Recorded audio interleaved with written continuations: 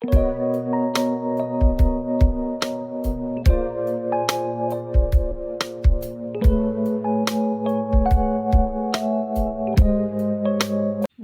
বন্ধুরা, আজ আবার চলে এসেছি অন্যরকম একটি রেসিপি নিয়ে। আজ আমি নিয়েছি এখানে কই মাছ। 5টা কই মাছ আছে, এটা দিয়ে আমি আজকে বানিয়ে নেব তেল কই।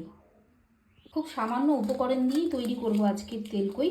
তার জন্য আমি এখানে একটি মিক্সার জার নিয়েছি, তার মধ্যে এখানে দিয়ে দেবো 5টা শুকনো লঙ্কা। জল দিয়ে খুব ভালোভাবে বেটে নেব। এটা আসলে একটু শিলে বাটলে খুব ভালো লাগে খেতে, তো আমার কাছে অতটা সময় নেই বলে আমি এটা মিক্সার জারে বেটে নিচ্ছি। এখানে আমি জল দিয়ে দিয়েছি আর দিয়ে দেব কাশ্মীরি লঙ্কার গুঁড়ো।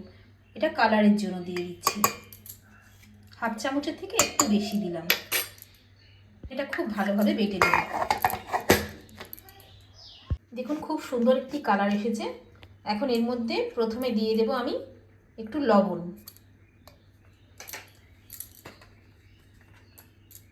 আর দিয়ে দেব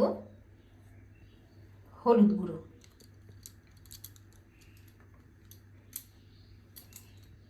এই মিশ্রণটি একটু খুব ভালোভাবে একটু মাখিয়ে নেব।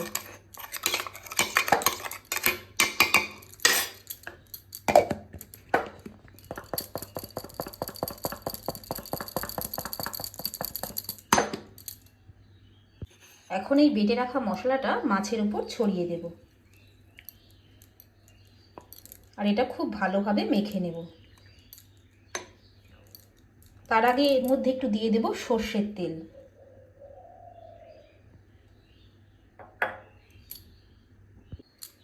এই রান্নাটা খুবই সাধারণ, কিন্তু খেতে লাগে খুব অসাধারণ। এর স্বাদ দুর্দান্ত স্বাদ হয়। না এতে আমি পেঁয়াজ ব্যবহার করেছি, না রসুন, না আদা, কিন্তু খেতে এত সুন্দর হয় না।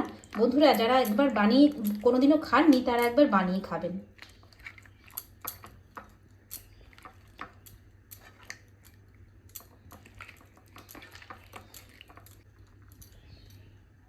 দেখুন মাখিয়ে রেখেছি, এটা আমি এখন আধ ঘন্টার জন্য রেখে দেব।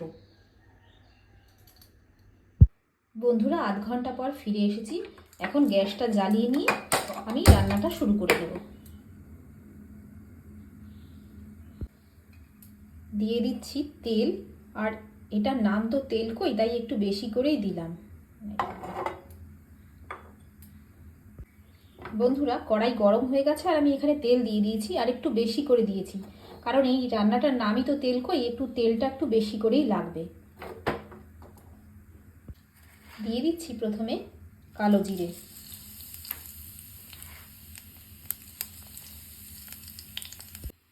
তেলটা খুব ভালোভাবে গরম হয়ে গেছে। এবার এক এক করে আমি মাছগুলো সাজিয়ে দেব।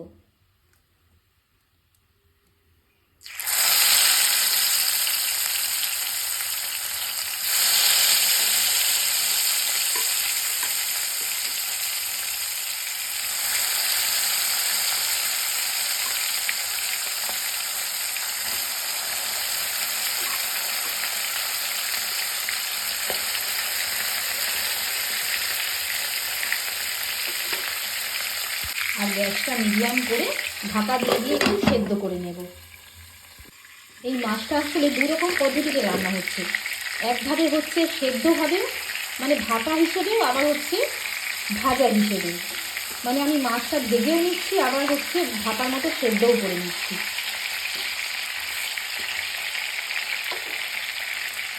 আবারও ঢেকে দেব।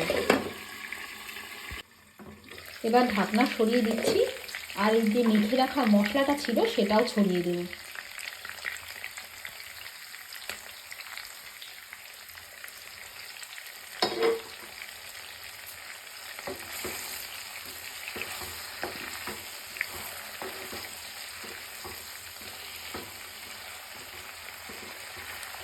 মশলাটা ধুয়ে এখন জলটাও দিয়ে দেব।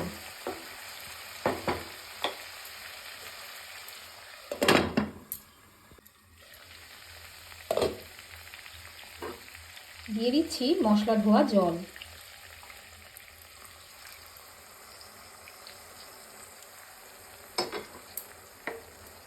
আবারও একবার নাড়িয়ে চাড়িয়ে এটা ঢেকে দেব।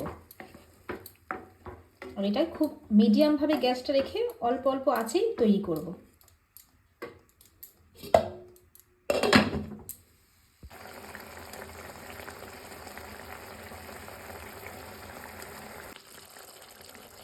তো তৈরি হয়ে গেছে বন্ধুরা আমাদের একটি দুর্দান্ত স্বাদের তেলকই রেসিপি।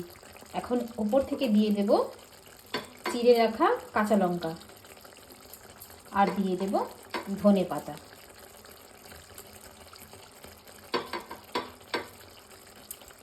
আর পরিবেশনের জন্য একদম রেডি। খালি এখন 5 মিনিট ঢাকা দিয়ে রেখে দেব।